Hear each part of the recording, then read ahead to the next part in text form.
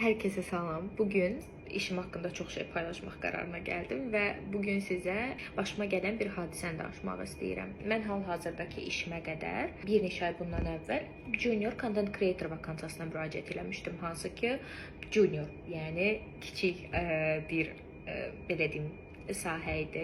Baxmayaraq ki, mənim bu sahə üzrə 2 illik təcrübəm var idi, mən yenə də buna müraciət etmişdim. Çünki mən düşünməzdim ki, mən rədd cavabı alaram. İntervyu keçirildi və HR-ın verdiyi bəzi suallara cavab verə bilmədim. Çünki mən onların tələb etdiyi sahə üzrə content create etməmişdim və kitab üstündə olan suallara cavabım yoxdur, hələ də yoxdur.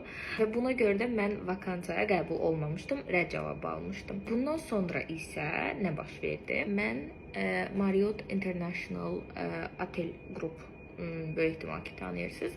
Orada bir vakansiyaya müraciət elədim. Bu da content creator idi və mən düşündüm ki, yəni juniordan Azərbaycan kiçik bir şirkətindən rədd cavabı almış biri necə bu qədər tanınmış otel qrupundan hə cavabı alsın.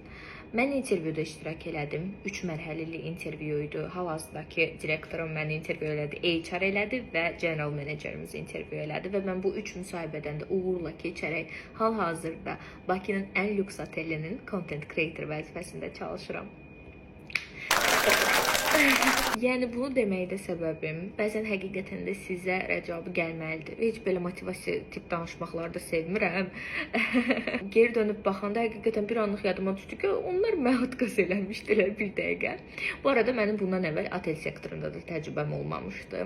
Amma gəldikdən bəri işlətdiyimiz 3 səhifənin həm otel, həm də 2 restoranımızın səhifəsi də irəliləyərək, qalxaraq, inkişaf edərək gedir və bu da o deməkdir ki, bəzən kitab üstündə yazılan suallara cavabımızın olmağı hal-hazırdakı marketinq trendini bilməməyimiz anlamına gəlmir. Bundan sonra da pillə-pillə irəliləməyi düşünürəm. Amma junior content creator olaraq yox.